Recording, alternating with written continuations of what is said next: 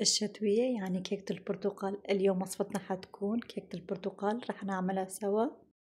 اللي طعمتها بتاخد العقل بنصحكم تجربوها، وإن شاء الله رح تعجبكم الوصفة. يلا تعالوا معي نعمل طريقة العمل.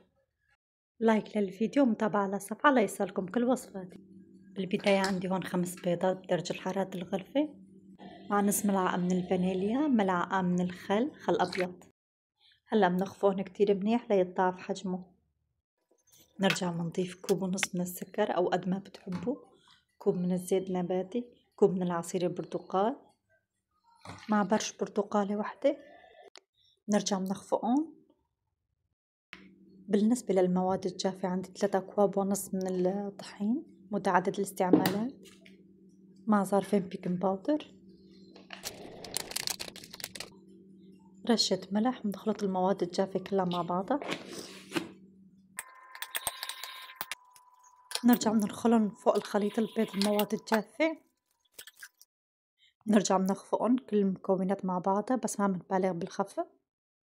متابعيني الحلوين، بتمنى تتابعوني على قناة اليوتيوب، تشتركوا بالقناة، تتابعوني على حساب الفيسبوك، على حساب التيك توك، تحطوا لايك للفيديو ليصلكم كل وصفاتي.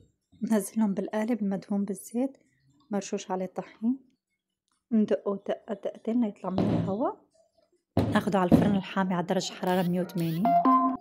عرف الوسط بتاخد حوالي 50 دقيقة. لتحضير الصوص: كوب عصير برتقال، نص كوب من السكر، ملعقة من النشا. هلا بنحركن على البارد وبنرفع على النار، بنحركن ليطلع القوام شوي، بنضل بنحرك ليغلي.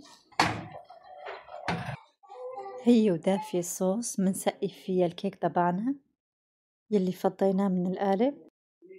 وشوفوا لي هالمنظر، ما بتتخيلوا ريحتها وطعمتها طالعة كتير طيبة. بتمنى تجربوها، طبقوها نفس الوصفة، تعملوا نفس الطريقة.